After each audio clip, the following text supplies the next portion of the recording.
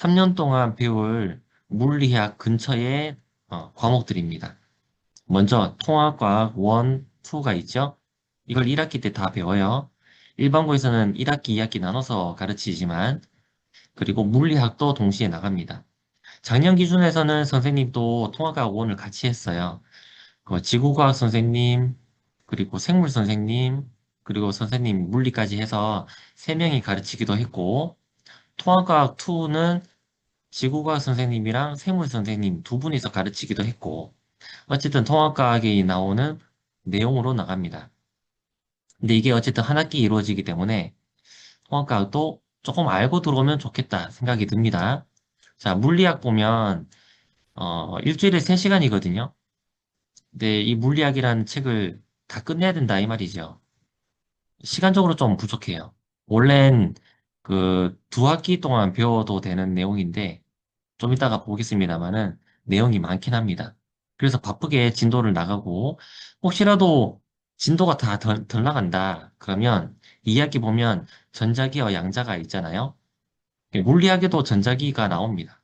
그러니까 2학기 때 전자기와 양자 부분에서도 물리학에 나오는 1학기 때 물리학에서 덜 배웠었던 내용이 있으면 더 배울 수도 있습니다. 자, 2학년 올라가면 고급 물리학이 나오죠. 자, 오늘부터 우리가 알아볼 부분이 역학 부분이에요. 자, 역학 부분은 진짜 중요합니다. 왜냐면 여기 물리학 앞부분에 1학기 동안 거의 저기 1회고사까지는 어쨌든 역학 부분밖에 나갈 수가 없어요. 2회고사 때도 역학 부분이 좀 포함될 겁니다, 분명히. 자, 고급 물리학, 이것도 한 학기에 끝내야 되는데 끝낼 수가 없는 양입니다. 이거 일주일에 3시간 해서 1년 동안 해도 부족한 거예요. 근데 어쨌든 다 끝내라고 이렇게 해놨잖아요.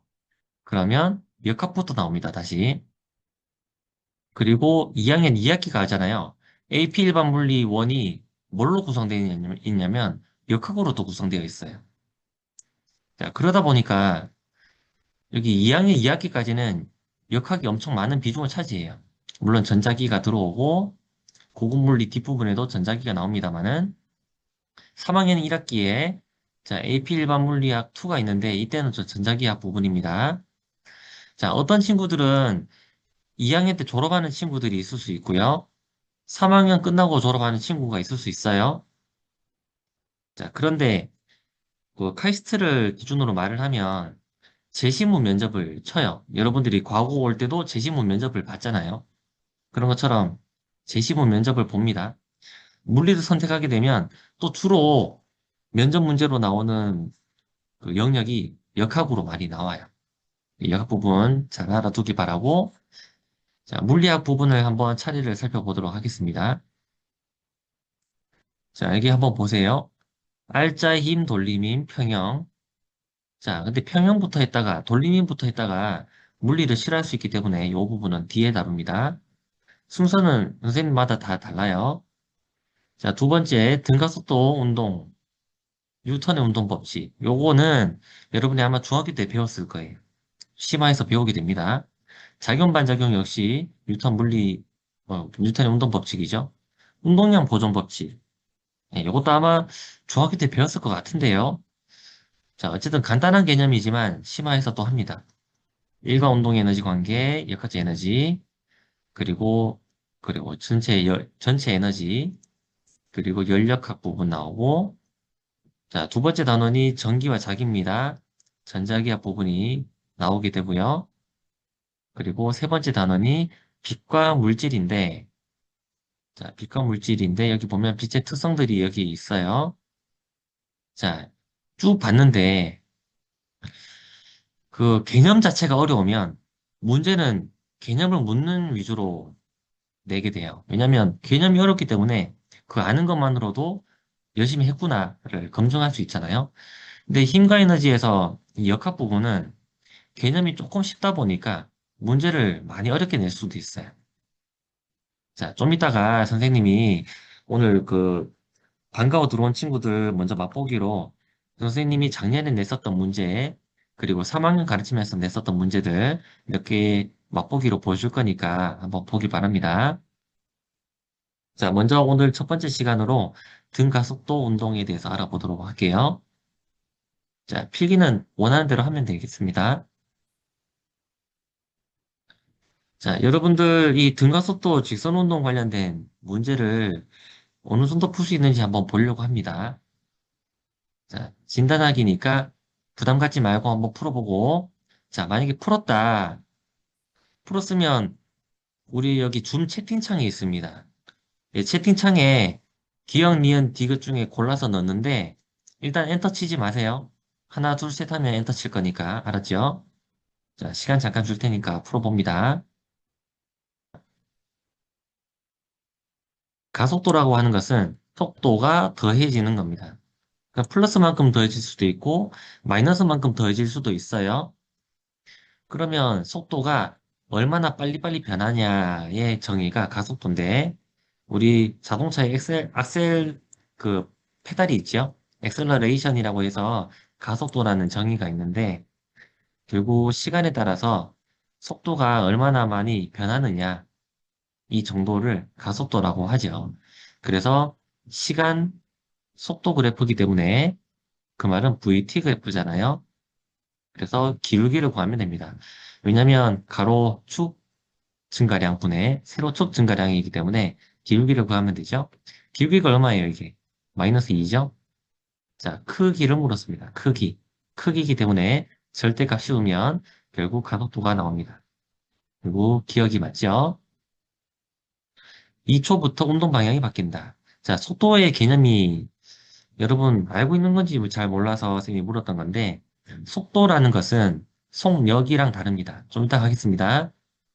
자, 속도는 방향성이 있어요. 그래서 지금 속도가 플러스인 영역이 있고 마이너스인 영역이 있죠. 만약에 이쪽 방향을 플러스 방향으로 잡는다면, 그러면 이쪽 방향의 속도가 있을 때는 플러스 속도입니다.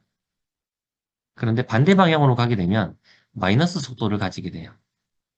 이때는 속도가 음수값이 되는 거죠. 그러니까 반대 방향으로 가고 있는 영역이 2초에서 4초까지예요. 운동 방향이 바뀌죠? 맞아요. 0에서 4초까지 평균 속력은 얼마인가? 자, 속력이라는 것은 뭐냐? 평균 속력은 또 뭐냐?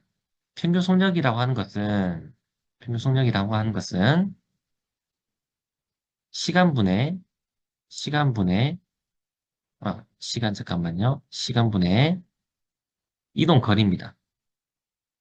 자, 이동 거리라고 했기 때문에 앞으로 만약에 10m를 가고 뒤로 10m를 왔어요. 그러면 20m 이동한 거잖아요. 그 거리를 말합니다. 자, 여기 보면 면적이 의미하는 것이 뭐냐? 자, 면적이라고 할 때는 가로 곱하기 세로를 말하잖아요. 가로 곱하기 세로. 그럼 결국 속도 곱하기 시간이 되겠지. 우리 거속식 공식 알고 있죠? 자, 거리라는 것은 결국 속도 곱하기 시간의 여기 그래프에서의 면적을 말합니다. 자, 면적은 삼각형이니까 알 수 있죠? 4예요. 4m입니다. 4m. 자, 한마디로 앞으로 갈 때 4m 같고, 그 다음에 반대 방향으로 돌아옵니다. 면적이 참고로 똑같죠? 반대 방향으로 또 4m 옵니다. 한마디로 4m, 4m, 8m를 말하는 거고, 시간은 얼마였나요? 시간은 4초였잖아요. 전체 시간이. 그래서 결국 2m per sec이 나옵니다. 자, 여러분이 가속도의 개념과 속도의 방향성, 그리고 거리에 대한 이야기와 평균 속력, 여기 개념을 알고 있느냐? 이게 궁금해서 물었던 겁니다. 자, 결국 기억, 니은, 디귿이 정답입니다. 너무나 다양한 답이 나와서 선생님이 더 놀랐습니다. 자, 이번에 이 문제 한번 풀어볼까요? 시간 잠깐 주겠습니다. 이런 경우가 많아요. 같이 한번 봅시다. 식으로 풀었다면 여러분이 이런 공식을 썼을 거예요. 등하속도 직선운동 공식이라는 건데, 요거 좀 이따가 증명하겠습니다. 자, 여기에 집어넣는 거예요. 그래서 결국 가속도 나옵니다. 자, 그래프로 구하는 방식은 그냥 그려주면 됩니다. 말을 수영입니다, 말을. 2m per sec으로 달리고 있던 애를 4초 후에 8m per sec으로 만들었는데, 얘가 일정한 가속도라고 했기 때문에 일정한 가속이 기울기가 같도록 해줬다. 그래서 결국 나중에 8m per sec이 되었을 때 가속도는 얼마인가? 기울기를 구한 겁니다. 그래서 4분의 6 이렇게 한 거죠. 식으로 해도 됩니다. 이런 문제들은 어떻게 풀어도 상관없는 문제입니다. 하지만 연습할 때는 식, 그래프 둘 다 하라 라는 뜻이에요. 좀 이따 그 이유를 알 수 있습니다. 자, 세 번째 문제입니다. 이거 한번 풀어볼까요? 네, 실제로 물었던 것은 거리를 물었던 거긴 합니다만은 혹시 뭐 시간으로 구했다고 하면 문제가 정확하게 나온 게 아니라서 그런 거고 자, 식을 통해서 구해도 됩니다. 하지만 그래프를 통해서도 구할 수 있다라는 거죠. 자, 낙하입니다. 아래쪽으로 떨어지는 방향이니까 이 방향을 플러스로 잡았다. 그러면 속도, 시간 그래프를 그렸을 때 처음에 가만히 잡고 있다가 났어요. 그래서 일정한 중력 가속도로 즉 이 그래프가 그래 기울기가 10m/s 제곱이라는 거죠. 기울기가 10이라는 뜻이에요. 그러면 속도가 10이 되는 순간은 당연히 시간이 얼마겠어요? 당연히 1초겠죠, 그죠? 자, 면적 구하면 삼각형이라서 5m 나옵니다. 자, 식으로 해도 됩니다. 하지만 그래프로 풀었을 때 훨씬 빠르게 구할 수 있고 하기 때문에 자, 어떤 문제에서는요, 그래프로 푸시오 이런 식으로 문제를 만들 수도 있어요. 그렇기 때문에 그래프식 둘 다 계속 연습해 보세요. 계속 연습하다 보면 그럼 어떤 식으로 새로운 문제를 봤을 때 풀어야 될까? 이게 방향이 빨리빨리 잡힙니다. 잘했습니다. 자, 진단하기의 마지막 문제 같은데요. 아, 아니다. 한 문제 더 있구나. 자, 풀어봅시다. 이 또 시간 주겠습니다. 자, 이 문제도 식으로도 그래프로도 둘 다 해결해 보는 거예요. 혹시라도 빨리 풀었는데 시간이 좀 있다. 그러면 그래프로도 해보고 아니면 식으로도 해보고 이런 식으로 해보는 거야. 식으로 같이 한번 보겠습니다. 이 식을 좀 이따가 증명을 해볼 텐데 이거 등가속도 직선운동 공식의 두 번째 식입니다. 자, 여기다가 다 집어넣어 볼게요. 가속도가 지금 나와 있질 않아요. 가속도가 안 나와 있어요.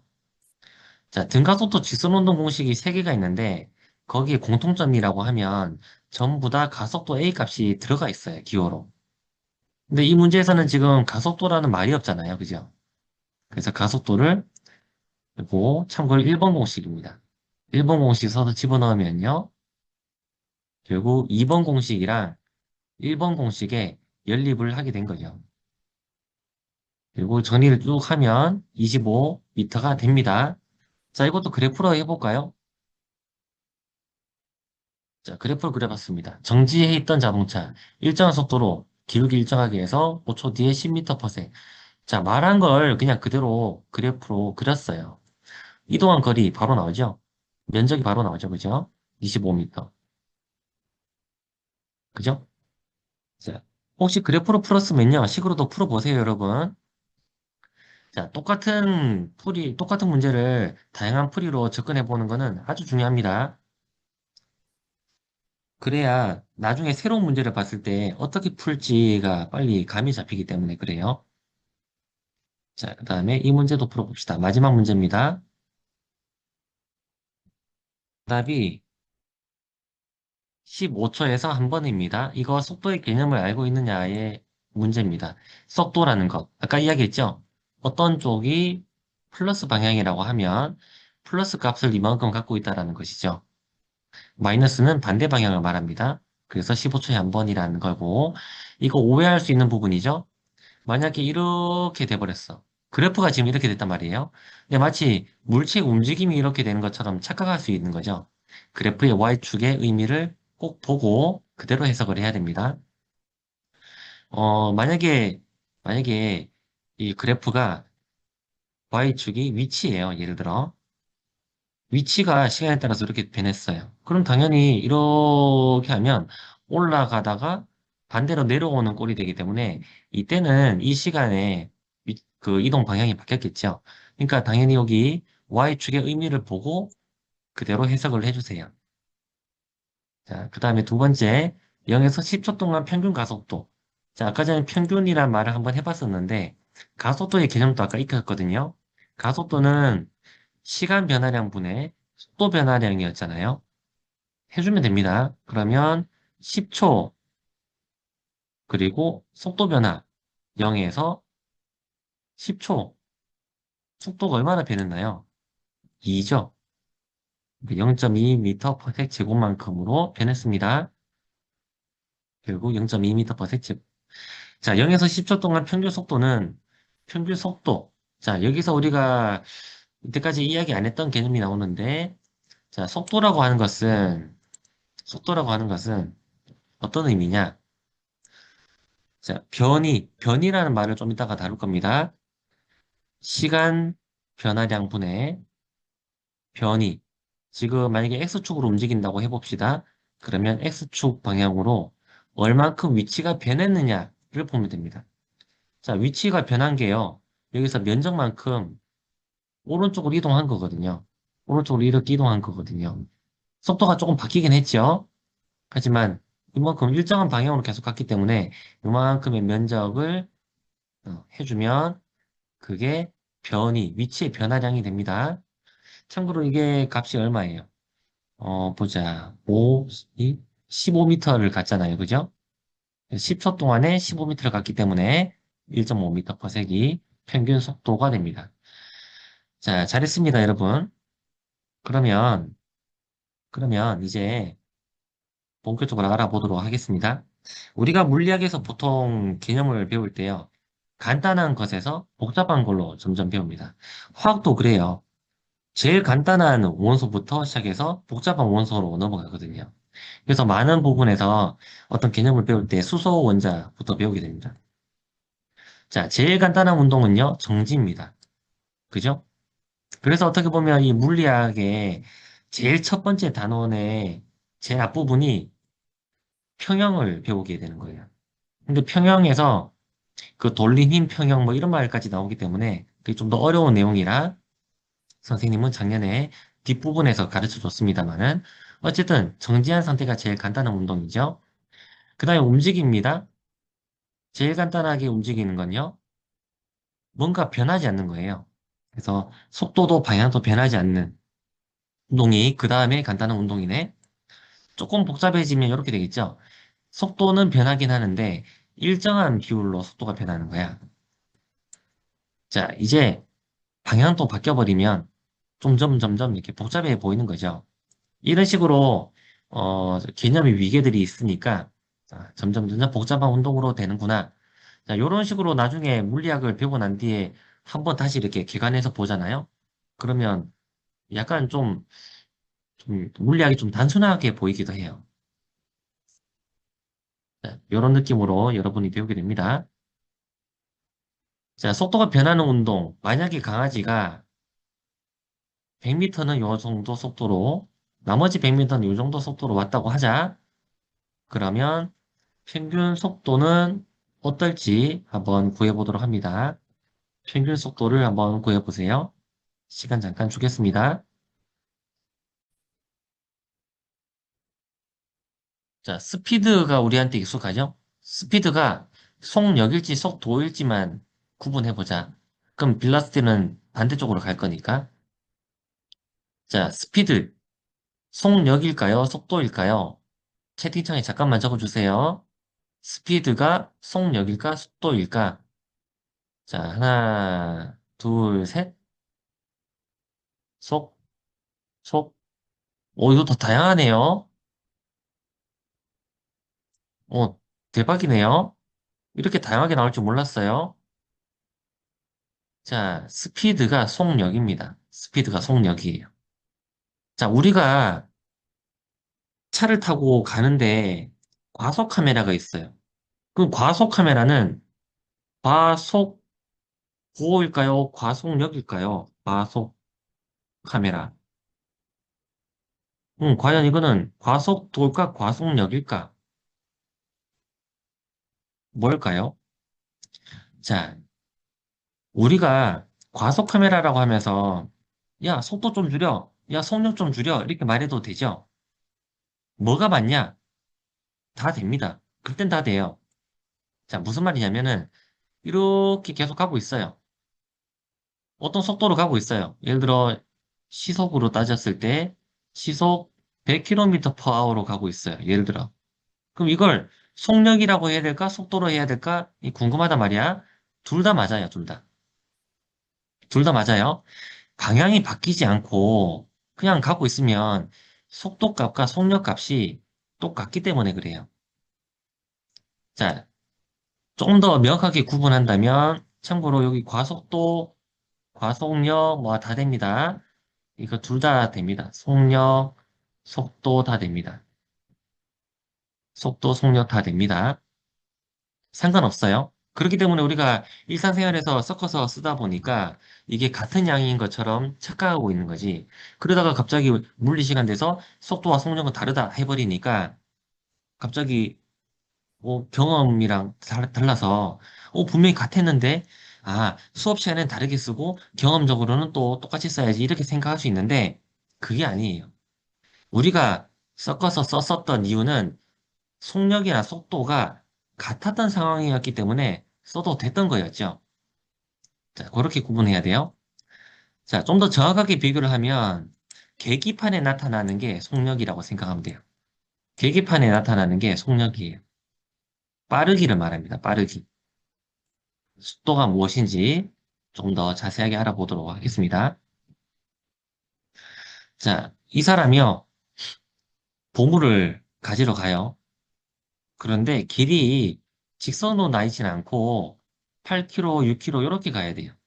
이 사람이 가야 되는 거리가 이쪽 길로 가야 될 수밖에 없어요. 실제로 떨어진 거리는 10km인데 말이야. 그러면 이 사람이 이동한 거리는 얼마냐? 라고 묻는다면 이동한 거리는 당연히 14km죠. 자, 변이라는 말이 있는데요. 위치의 변화입니다. 위치의 변화라고 하는 것은 마치 어떤 것과 같냐? 위치의 변화는요. 좌표 축의 위치가 차이가 나는 걸 말합니다. 예를 들어 여러분이 수학 시간에 했었던 XY 좌표계가 있어요. 그러면 처음 위치와 나중 위치의 변화를 말하는 겁니다. 이 변화가 바로 이만큼 직선 길이를 말하죠. 10km를 말하는 거예요. 알았죠? 그래서 위치의 변화를 변위라고 합니다. 그 위치는 우리가 저기 좌표계로 찍는 것이니까 당연하죠. 자, 만약에 이 사람이 타임 인터벌이 즉 시간 간격이 2시간이었다고 치자. 그러면 속력이랑 속도가 여기서 달라집니다. 자, 속력은 이 사람이 실제로 이동했던 거리를 시간으로 나눈 거라서 7km per hour예요. 속도는 뭐냐? 10을 2시간으로 나눈 거예요. 자, 공식이 어떻게 되는지 보이죠? 속력이라고 할 때는 이동 거리를 합니다. 이동 거리를 아동 아닙니다. 이거 이동입니다. 그리고 10km는요, 변입니다. 그죠? 속도의 그래서 공식은 시간분의 변이를 말하는 거예요. 알았죠? 속도와 속력이 달라질 수 있는 이유, 방향이 바뀌어서 그래요. 방향이 한번 이렇게 꺾인다라든지 아니면 가다가 돌아온다라든지 이래버리면 결국 달라집니다. 속도와 속력이 달라진다는 거죠. 하지만 계속 같은 방향으로 가버리면 속도와 속력이 같아요. 그래서 우리가 일상생활에서 그냥 섞어서 쓰는 거예요. 그런 뜻입니다. 속도와 속력. 자, 이거 어떤 식으로 또 생각을 하면 되냐면 몇 가지 예를 좀 더 들어줄게요. 어떤 사람이 여기 있다가 100m를 갔어요. 100m를 갔어요.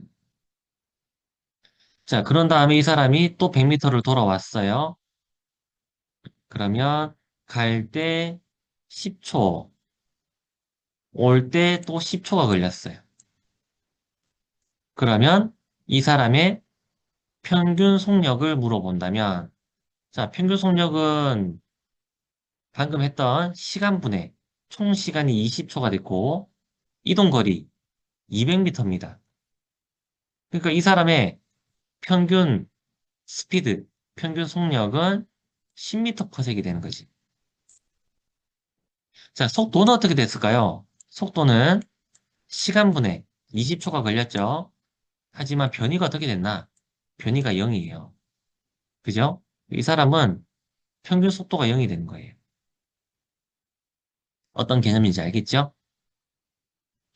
자, 결국 계기판에 찍혔던 거는 속력이었나 속도였냐를 생각해 보면 계기판에는 속력이 찍혔겠지. 이게 바로 스피드입니다. 우리가 스피드가 빠르다라고 할 때 막 팍팍 움직이는 거 있잖아요. 그 빠르게 빠르게 움직이는 거 있잖아요. 그 순간 움직임 자체가 빠른 것 자체를 우리가 스피드가 빠르다라고 말하는 거, 그게 바로 속력이라는 거예요.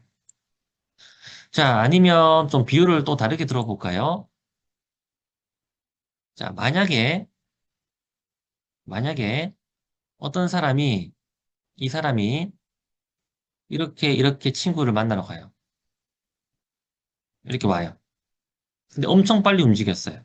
이 사람이 10m per sec으로 엄청 빠른 사람이죠? 1초에 10m를 가는 사람이니까 이 사람을 만나러 왔어요. 그러면 통화를 하면서 이 사람이 여기는 100m 차이라고 알고 있었단 말이야. 그래서 갈게 했어요. 갈게 하고 갔는데 엄청 빠르게 팍팍 움직였지. 도착을 했는데 이 사람이 생각했을 때는 어? 아까 출발한다 해놓고 왜 이렇게 늦게 도착했지라고 생각하는 거야. 그러면 여기 기다리던 사람 입장에서는요. 여기 움직였던 사람이 되게 느리게 온 건 줄 알아요. 자, 느리다고 생각합니다. 이걸 느리다고 생각해요. 자, 실제로 느리게 왔습니다. 기다리던 사람 입장에서는요. 자, 이 상황에서 지금 출발했던 이 사람은 뭐는 빠르고 뭐는 느렸어요. 이해가 되나요? 자, 빨랐던 거 뭔가 바로 스피드입니다. 스피드가 빨랐죠. 이 사람은 되게 빠르게 움직였어요. 10m per sec이라는 빠르기로 움직였다. 그러니까 빠르기는 속력은 크다. 그 다음에 느렸어요. 하지만 늦게 도착했죠. 속도는 빌라스는 철자가 많아서 쌤이 이렇게 한글로 적을게요. 속도는 작았다. 무슨 말인지 알겠죠? 자, 결과적으로 보면 결국 위치의 변화량으로 따졌을 때 결과론적입니다. 이 속도라는 것은요. 하지만 스피드라는 이 속력은 과정을 의미하는 거죠. 이건 어느 정도 과정을 담고 있다라고 한다면 속도는 약간 결과적입니다. 그래서 처음 위치와 마지막 위치의 변화, 그 변위값만 중요한 거기 때문에 속도는 결과가 중요한 것이었어요.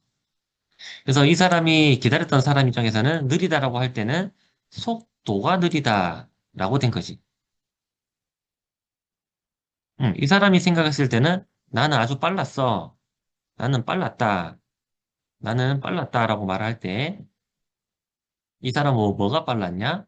속력이 빨랐다라는 겁니다. 자, 이렇게 싸울 일은 아니에요. 속도와 속력의 개념을 알고 있으면 친구가 기다리고 있던 친구가 너 왜 이렇게 늦었어? 했을 때 나는 속도는 느렸지만 속력은 빨랐어. 사실 이렇게 좀 핑계를 댈 수는 있어요. 그러면 기다리던 친구가 문과였다면 이제 한 번 더 삐지는 거죠. 자, 같이 봅시다. 변이의 정의입니다. 변이는 플레이스, 장소가 달라졌다라는 거죠. 그래서 위치의 변화량을 디스플레이스먼트 변이라고 하고 이렇게 델타 값으로 적습니다. 만약에 X축 방향으로 움직였다고 하면 이렇게 델타 X로 표현할 수가 있죠. 이게 변입니다. 반면에 이동거리라고 하는 것은 어, 이동거리라는 것은 디스턴스를 자주 쓰는데요. 자, 총 이동거리, 토털 디스턴스라고 하든지 아니면 그냥 디스턴스라 하든지 똑같습니다. 자, 어떤 교재에는요, 토털 디스턴스라고 나와 있고 한마디로 총 이동거리. 또 어떤 교재에서는 그냥 디스턴스가 나와 있어요. 그냥 이동거리. 똑같습니다, 여러분. 총 이동거리 하든 이동거리 하든 똑같은 개념이에요. 자, 만약에 당구를 치면요, 왔다 갔다 치는데, 만약에 A를 한번 볼까요? A0이 B에 갔다가 C로 옵니다. 그러면 이동 거리는 요렇게 되겠지. 그런데 변이는 어떻게 됐어요? 요렇게 되겠다, 그지? 자, 이 말이죠.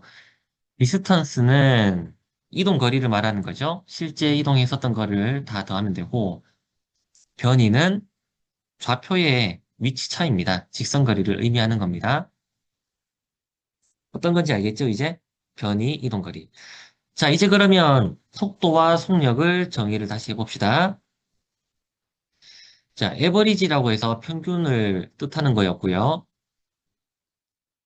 속도는 시간분의 변위입니다. 시간분의 변위. 한글로 안 적을게요. 그 다음에 스피드의 평균은 시간분의 이동거리인데, 자, 그래프를 한번 봅시다. 자, 그래프에서 파란색 선으로 이동을 했어요. 자, 이 운동이 어떻게 됐냐? 0인 좌표에서부터 이동합니다. 쭉 갑니다. 자, T2에 여기까지 왔는데, 자, 과정을 한번 보세요, 근데. X3까지 먼저 갔죠? 그죠? 자, 다시 그려야겠다. 요 T2가 아닙니다, 요거는. 자, 여기 위치를, 여기가 X3입니다. X3인 곳까지 어떤 시간이 왔어요. 그죠? 이 시간이 뭐 T'이라고 할까요? T'이라는 시간에 X3 위치에 온 거예요. 그런데 좀 더 뒤에 어떻게 돼요? S2 쪽으로 가버리죠? S2가 여기였거든요. S2 이렇게 갔다는 거지. 자, 그러면 결국 이 물체에 이동했었던 이야기를 다시 한번 쭉 보면 앞으로 쭉 가다가 자, 처음 위치는 참고로 X1이네요. 그죠? 이거 X1입니다. X1에 T1이었던 시간이었네요. 쭉 갑니다. 쭉 가다가 돌아온 이야기죠. 이렇게 이동한 겁니다. 그걸 그래프로 이렇게 푸른색으로 그림을 그렸던 거고 자, 여기서 변이와 이동 거리를 한번 봅시다. 이게 같은 양이 아니죠? 달라요? 자, 어떻게 다른지 볼까요?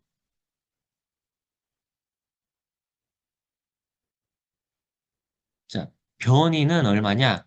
변이는 처음과 끝, 요만큼이 변이입니다. 그죠? 자, 그런데, 자, 요거 뭐 적어볼까요, 그러면? 요거는 결국 x2 빼기 x1, x1. 이동거리는 얼마인가요? 이동거리는 아까 쌤이 밑에 그렸던 시 이동거리 같은 경우는 처음 이동은 x3 빼기 x1만큼 이동했겠지? 또 이동했죠?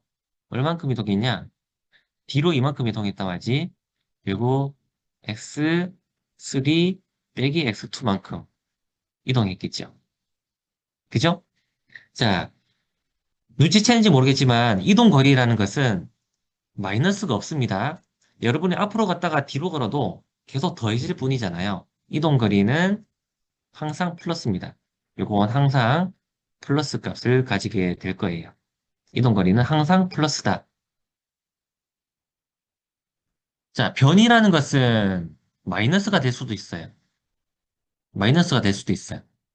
만약에 기준점이 여기가 0이에요. X좌표 여기 0이에요. 이쪽으로 갔다가 이쪽으로 왔어요. 예를 들어. 그러면 오른쪽 방향이 플러스인데 마지막 도착 지점이 여기야. 그럼 마이너스 예를 들어 3인 지점이에요. 그럼 변이가 마이너스 3이 되잖아요. 그죠? 그래서 변이 자체는 마이너스가 될 수 있습니다. 나중 위치 빼기 처음 위치 이렇게 할 거니까 마이너스 3 빼기 0 하니까 결국 마이너스 3이 될 수 있어요. 그런 뜻입니다. 자, 요걸 그래프로 조금 더 살펴보도록 할게요. 순간 속도와 순간 속력을 알아보는데, 자, 순간적인 변화를 말합니다. 자, 이거 미분을 우리가 안 배웠을 거예요. 그런데 고등학교 오면 미분 가지고 설명을 좀 자주 해요. 선생님이 1학년 애들 가르칠 때도 미분 안 배우고 온 친구들이 있었으니까 이게 어떤 개념인지를 설명을 해주면서 미분의 어느 정도 기초를 좀 설명을 하면서 수업을 했어요. 아는 친구들은 그냥 보면 되는 거고 몰랐던 친구들은 이런 게 미분이었구나 익히면서 맛보기로 가르치면서 했었어요. 자, 이거 어떤 개념인지를 봅시다. 아까 전에 이야기했죠? 평균 속도라는 것은 자, 평균 속도를 참고로 V 바 이런 식으로 적긴 합니다만은 평균 속도라는 것은 시간 변화량 분의 변이라고 했단 말이에요. 그죠? 그런데 그래프를 그렸을 때 만약에 위치 시간 그래프를 이렇게 그렸는데 이런 식으로 변하고 있어요. 그러면 이 위치에 이 위치에 평균적인 속도 값을 우리가 구했단 말이지. 평균 속도를 구했단 말이야.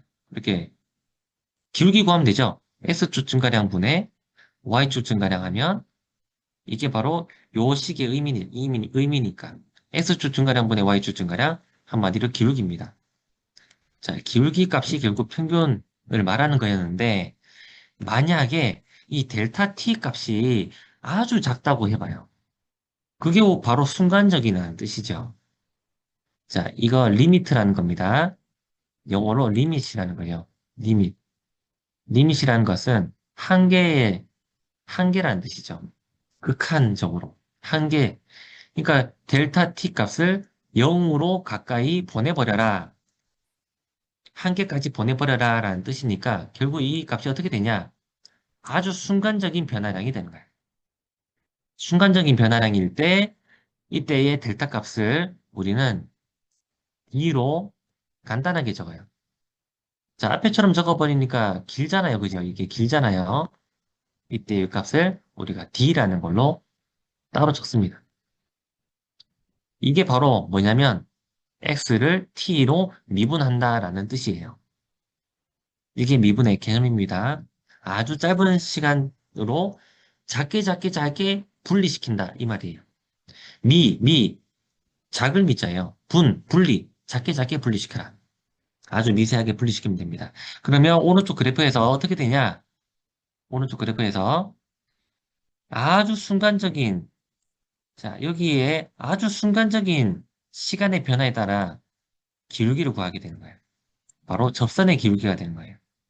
접선의 기울기가 바로 이 순간에서의 속도 값이 됩니다. 그걸 우리가 순간 속도라고 하는 거예요. 순간 속도라고 하는 거예요. 자, 같이 봅시다. 자, 만약에 이렇게 돼 있는데 이 시간 t 순간에 속도를 알아보라. 먼저 y쪽을 잘 봐야 됩니다. 위치 시간 그래프지요? 위치 시간 그래프에서는 속도와 무슨 관계가 있느냐? 속도의 식이 델타 t분의 델타 x인데 이 순간이라고 했기 때문에 델타 t를 0으로 극한으로 보내면 되는데 그게 바로 접선의 기울기가 된다라는 뜻이죠. 자, 이게 바로 순간 속도입니다. 순간 속도예요. 자, 그러면 속력은 또 뭐냐? 속력은 뭐냐? 이 순간에서의 속도 값이 속력과 같습니다. 하지만 하지만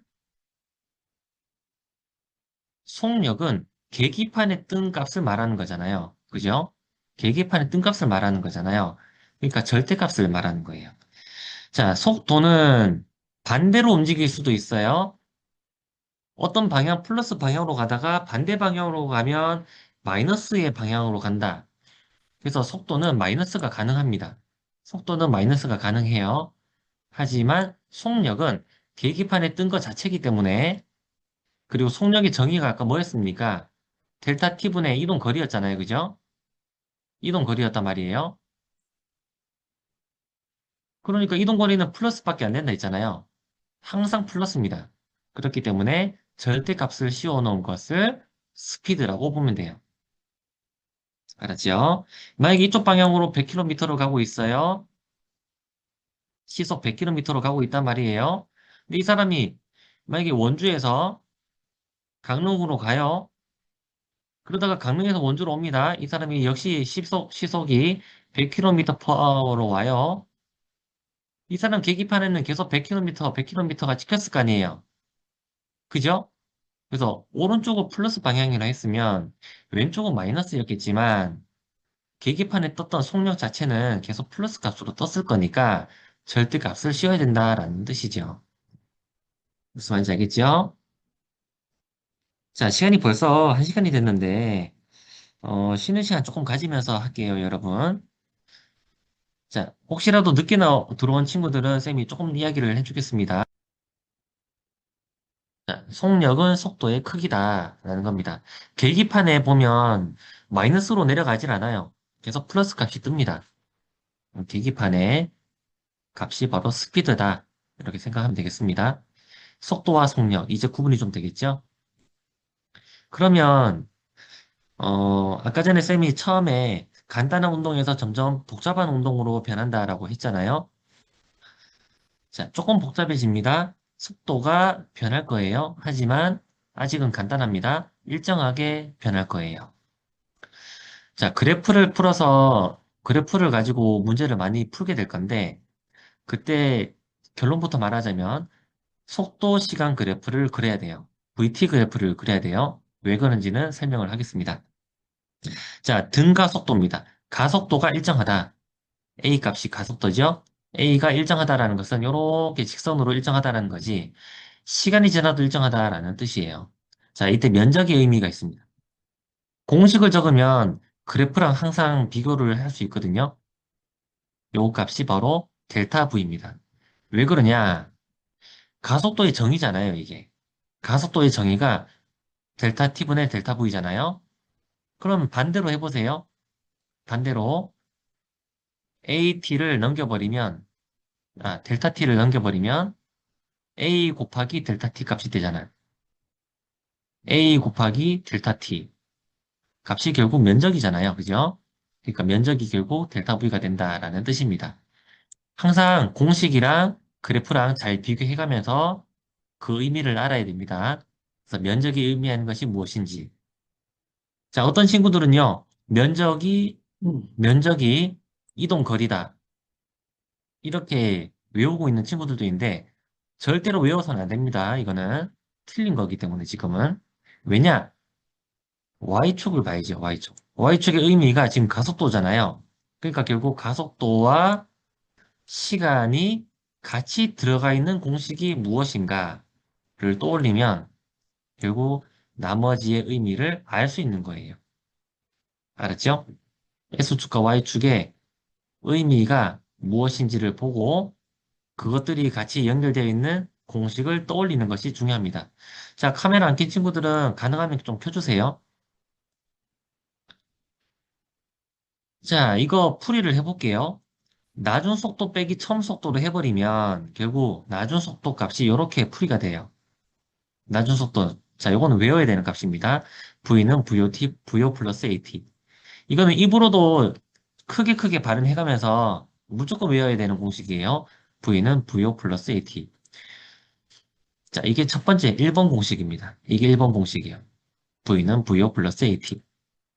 자, 이걸 가속도 시간 그래프를 속도 시간 그래프로 바꿔볼게요. 자, 처음에 어떤 속도가 있었다고 칩시다. 처음 속도를 VO라고 하고, 나중 속도를 V라고 한다면, 일정한 가속이었잖아요.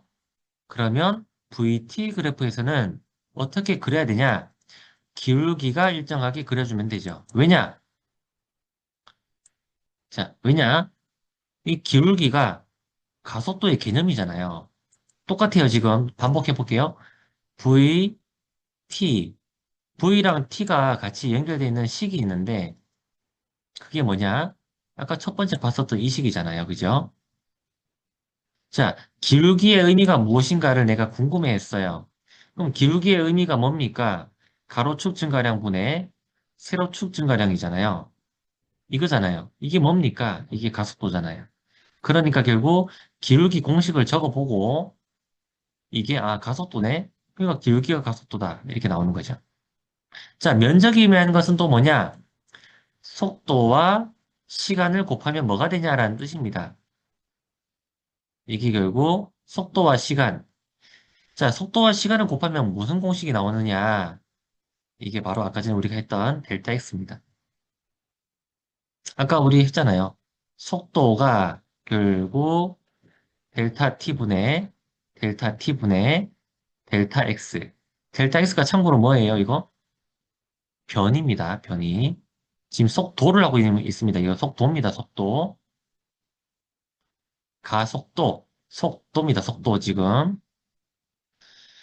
자, 그러면 요거 델타 T를 저쪽으로 넘겨버리면 결국 V랑 델타 T 값을 곱한 값이 되잖아요. 그죠? 이 말은 가로 곱하기 세로를 하란 말이야. 가로 곱하기 세로의 의미가 뭡니까? 면적이잖아요. 그죠? 면적입니다. 그래서 면적을 하면 결국 변이가 나온다라는 것이고, 참고로 이렇게 생겼을 때는 쉽습니다. V, T. 이렇게 생겼을 때는 이게 면적이 의미하는 것이 델타 X라는 것이 받아들이기가 쉬워요. 왜냐? 가로 곱하기 세로잖아요. 이게 면적이잖아. 그런데 여기 그 사다리꼴처럼 놔도 되고 아니면 이렇게 놔도 돼요. VT 그래프가 이렇게 있을 때 이렇게 곡선 형태로 놔도 돼요. 괜찮아요. 이때도 역시 면적을 구하면 이 값이 바로 델타 X입니다. 자, 이렇게 이상하네요. 가로 곱하기 세로 하면은 직사각형 면적 아닌가요? 얘는 직사각형 아닌데요? 라고 생각할 수 있을지 몰라도 이때 바로 적분 개념이 들어갑니다. 자, 미분이라는 것은 미세하게 분리시킨다고 했잖아요. 적분은 그 미세하게 분리시켰던 애를 쌓을 적자입니다. 쌓아요, 쌓아요. 쌓아서 합친다는 거예요. 그러면 이렇게 분해하는 거야. 아주 미세하게 분해를 하는 거야. 아주 미세하게. 이걸, 이 폭을 무한대로 작게 하는 거예요. 그러면 우리가 보기에는 이렇게 경사진 것처럼 보이는 이런 면들이, 이 선들이 미세하게 미세하게 무한대로 작게 쪼개져 버리면 위가 평평한 애들이 만들어질 수 있지. 원도 어떻게 보면은 직선들의 모임인 것처럼 말이에요. 그래서 곡선인데도 불구하고 미세하게 쪼개면 여기 위에 평평한 애가 있을 거야. 자, 이 사각형이죠. 결국 가로 곱하기 세로야. 아주 미세한 미세한 사각형들의 합을 만들어 버리면 결국 사각형의 합, 아주 미세하게 쪼갠 사각형들의 사각기둥들의 합으로 보면 결국 그게 면적의 의미가 되잖아요. 전체 면적이기 때문에 결국 여기에서 나타나는 면적의 의미는 델타 X 값, 변이 값이 되는 겁니다. 알았죠? 델타 X 값이 되는 거예요. 자, 요 VOT라고 하는 거는 이게 아닙니다. 전체 면적이 아닙니다. 아직 애니메이션이 덜 나갔어요. 자, 지금 칠해져 있는 이 푸른색은 VOT 아닙니다. 요만큼이 VOT예요. 자, 그림 다 띄우고 할게요. 자, 이 말이에요. 실제로는 VOT가 요만큼이죠. 요만큼이죠. 요만큼이 VOT지. 그지? VO, VO, 이만큼의 높이가 VO입니다. VO, 그리고 가로가 T. VOT가 지금 요 직사각형 면적이에요. 원래는. 그러면 공식을 한번 봅시다. 요 그래프에 요만큼이 더 튀어나와 있잖아요. 그죠? 요 값이 VO 플러스 2분의 1 AT 값입니다. 요게 바로 2분의 1 AT 값이에요. 자, 무슨 말인지 천천히 한번 보겠습니다, 이제. 보겠습니다. 자, 그래프를 보면 알 수가 있는데요. 이 뭐냐. 여기 전체 면적이 변이 값입니다. 전체 면적. 전체 면적이 변이, 델타 X예요. 내가 알고 싶은 것이 바로 델타 X 값이라는 말이지. 이 델타 X 값은 뭐냐. 아래쪽 직사각형 면적 더하기, 아래쪽 직사각형 면적 더하기, 위에 짙은 초록색의 삼각형입니다. 자, 삼각형은 왜 이렇게 됐냐? 자, 여기 요 V 값이 얼마였냐면 얼마였냐면, 여기 아까 일본 공식 써보세요. 일본 공식. 일본 공식 쓰면 VO 플러스 AT잖아. 그지? 이게 VO 플러스 AT예요. 그러면 요만큼 간격은 얼마가 되겠나, 당연히. 요 간격은 AT입니다. AT만큼의 차이가 나는 거예요. 그죠? 자, 가로가 가로가 T, 그리고 높이가 AT, 가로가 T인 삼각형입니다. 그렇기 때문에 면적을 구하면 2분의 1 곱해서 그리고 2분의 1 AT 제곱이 된 거죠. 자, 이만큼이 가속도 때문에 생긴 양입니다. 자, 그래프로 본 의미고요. 아니면은 미분을 할 수 있으면 뭐 이렇게 해도 됩니다만은 자, 아니면 이렇게 일본 공식에서부터 시작을 해봅시다. 자, 일본 공식에서 한번 시작해 볼게요. 일본 공식에서. 자, V라는 것은, V라는 것은 계속 이야기했지만 T분의 0에서 T까지니까 델타 T를 T로 적을게요. T분의, 그래서 잠깐만, AT다, 그지? 잠깐만, 다시. 자, V라는 값은 뭐냐? V라는 값은 뭐냐? T분의 델타 X입니다. 요거는 속도의 정의였죠? 자, 요거 집어넣은 거예요. 요거 집어넣은 거예요. 그러면은 결국 요 의미가 요 의미가 요 의미죠. 아주 순간적인 값을 집어넣으면 아까 전에 미분꼴로 했을 때 이렇게 dt분의 dx 이렇게 정답 있잖아. 그래서 델타 값을 아주 순간적으로 보내버리면 델타를 d로 적으면 돼요.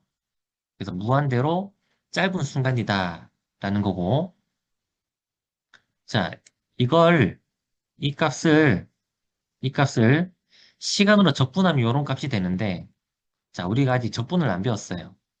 그죠? 자, 그래서 요거는 미분이랑 적분을 좀 자유롭게 하면은 요렇게도 증명할 수 있다는 것을 이미 맛보기로 보여준 거고 그냥 직각사각형 더하기 삼각형 요 그래프 면적으로 이해를 하면 되겠습니다. 자, 결국 두 번째 식이 나왔습니다. 자, 두 번째 식이 바로 이겁니다. 이게 2번 공식입니다. 2번 공식이에요. 자, 1번 공식, 2번 공식 둘 다 알아야 돼요. 자, 1번이랑 2번을 공통점을 한번 보세요. t가 들어가 있습니다. 근데 어떤 문제에서는 이 시간이 안 나와 있을 때가 있어요.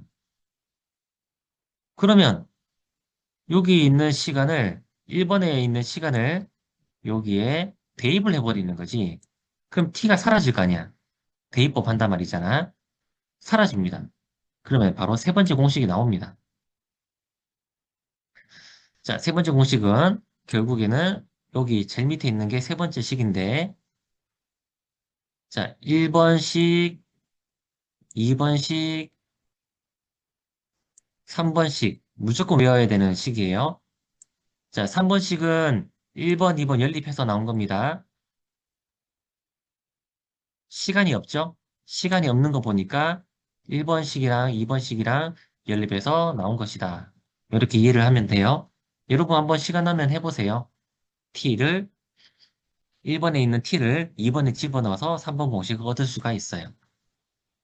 자, 1, 2, 3번 공식 무조건 외워야 되고 자, 그래프 하나 더 소개할게요. 만약에 가속도가 일정한 등가속도 운동을 하고 있을 때 이때 VT 그래프로는 아까 전에 기울기가 일정하게 그렸단 말이지. 근데 이걸 만약에 위치 시간 그래프로 그려라고 하잖아. 그러면 어떻게 그려야 되냐? 자, 위치 시간도 똑같습니다. 자, 위치랑 시간, 기울기의 의미가 무엇인가를 보면 델타 t분의 델타 x를 말하는 거잖아요. 델타 t분의 델타 x가 뭐였습니까? 이게 속도였잖아요. 그죠? 그래서 기울기가 속도라는 뜻이에요. 자, 그런데 문제에서 보면, 위에 보면, 기울기가, 저기, V 값이 어떻게 되고 있나? V값이 계속 커지고 있죠. V가 계속 커지고 있죠. 자, V가 계속 커지는 그래프를 그려주세요. 그 말은 기울기가 증가하도록, 기울기가 증가하도록 그래프를 그리면 되니까 기울기 그려볼까요? 요 점에서 기울기, 요 점에서 기울기, 요 점에서 기울기. 접선의 기울기를 그리면 계속 기울기가 커지는 방향으로 그려주면 됩니다. 그래서 위치, 시간 그래프에서는 기울기가 커지는 그래프, 즉 속도가 커지는 그래프를 그려주는 거예요. 알았죠? 자, 요건 미분을 알면은 설명이 조금 가능한 이야기라서 잠깐만 소개를 할게요. 저 뭐 미분 아직 안 배웠는데 하면 이참에 잠깐 봐요, 그냥. 자, 2차식은 여러분이 이참수로 배웠을 겁니다. 이참수로 배웠을 거예요. 예를 들어서 x의 이 함수가 이 x의 함수가 음, t제곱 잠깐만요. t제곱 t제곱 더하기 2다. 자, 시간에 따라서 시간이 변하다 보면 위치가 찍히는 함수가 지금 왼쪽 그래프입니다. 2차 함수꼴로 이렇게 나왔어요. 요걸 미분을 하잖아요. 자, 시간으로 미분한다라고 하면 무슨 의미냐? 시간으로 미분한다. 델타 t분의 델타 x를 하라는 뜻인데 이 델타 값이 아주 작을 때는 뭐라 했습니까? d라고 했죠, d. dt분의 dx를 하라는 뜻이고 이게 의미가 뭡니까? v잖아요. 그죠? 자, 이걸 미분하라는 건데 미분이라는 것은 변화의 추세를 알아보라는 겁니다. 자, t제곱을 t로 미분하면 됩니다. 자, 미분의 꼴을 우리가 이렇게 볼 수가 있는데요. 만약에 x의 n승이 있어요. t로 할게요, 다시. 지금 t로 하고 있으니까 t의 n승이 있다. 이걸 t로 미분하라라고 하면 어떻게 하면 되냐? 자, 이걸 t로 한번 미분해 보세요 라고 말하면 위에 있는 지수를 앞으로 끌어내리면 돼요. 그리고 지수를 한 개 줄이면 돼요. 이렇게 되는 게 미분 공식입니다.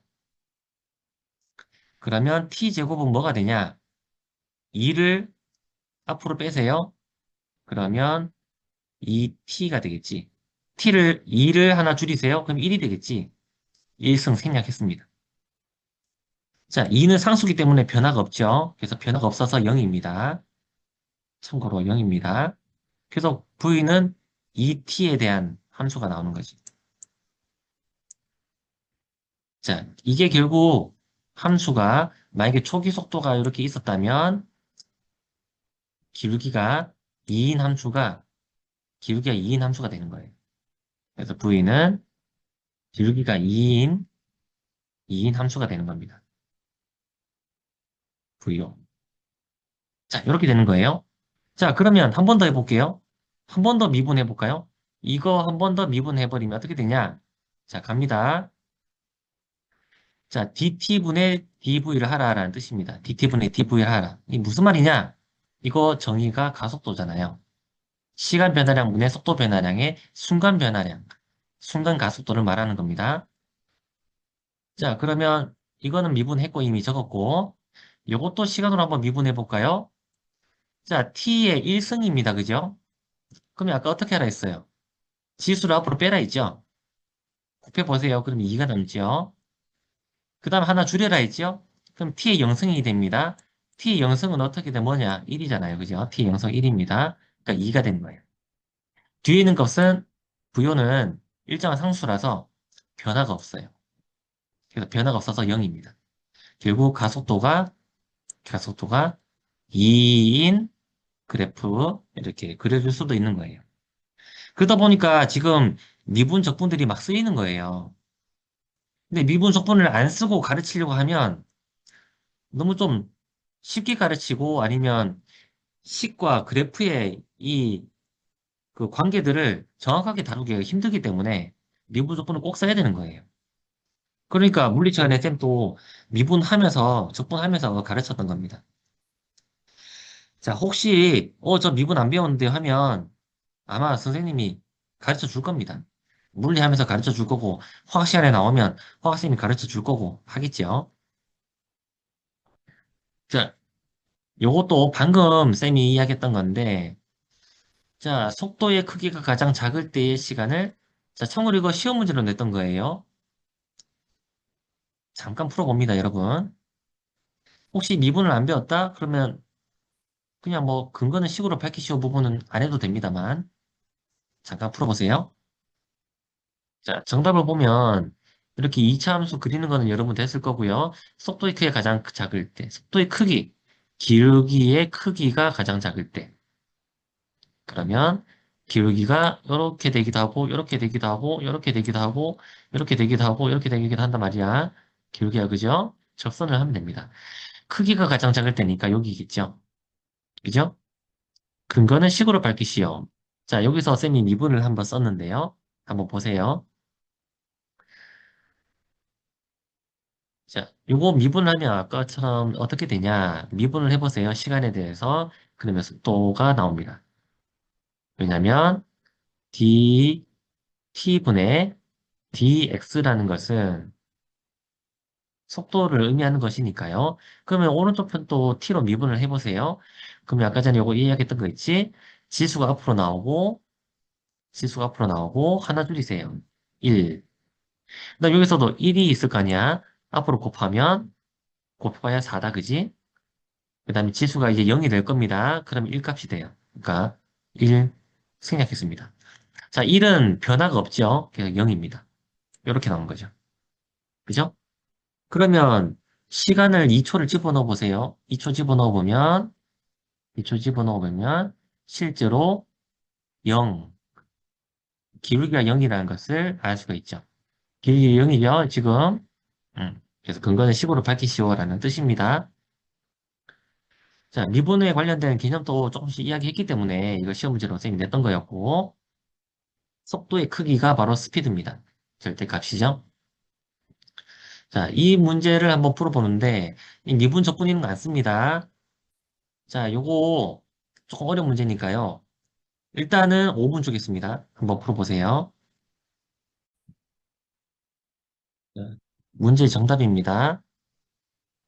이렇게 정리를 하면 되고, 영상을 혹시 보다 보면 멈춰서 한번 더 봤으면 좋겠고요.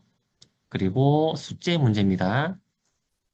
이게 숙제 첫 번째 문제고, 이게 두 번째 문제입니다. 두 번째 문제. 자, 이렇게 숙제해서 내일 보도록 합시다.